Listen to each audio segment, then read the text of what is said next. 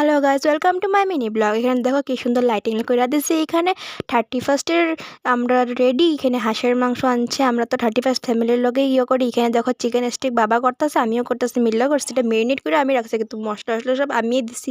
এখানে দেখো কি সুন্দর করে আমি একদম পুরো ডিজাইন করে দিচ্ছি। তবে এখানে বাবার হাঁসের মাংস আনতেছে, এখানে সবরে দিতেছে, আমিও খাইতেছি রেকশের মতন টুকটুক করে। তারপরে যোনটা চিকেন স্টিকের লেগে মাংস আনা হয়েছিল, এগুলো বোনস থাকা মানে হাড্ডি থাকা মাংস, তো এই লেগে এখানে আমি ফ্রাই করে দিতেছি। বেকার ফালামো নাকি, টাকা দিয়ে কিনে আনছি। তারপরে আমি কি ফুটতে আমিও রাঁধতে পারি।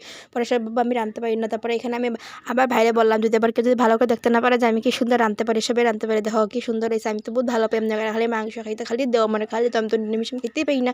তারপরে আমি রাঁধছি, আমি না খেলে বন্যে কে লেগে আমি খাইতেছি, আমিও খাইতেও পারি, রাঁধতে পারি, লেগে তোমরা দেখাইতেছি। তারপরে হেগারও কইলাম দেখো তুই এমনি করে নাচ, আমি অল্প এখানে ভিডিও করুম নাচ। হেরাও নাচতেছে, দেখো এখানে আমি হাঁসের মাংস লেগে গেছে। আমার তো হাঁসের মাংস বহুত ফেভারিট, বহুত আমি বহুত ভালো পাই। তারপরে আজকের ব্লগ এখানেই tata, see in the next blog.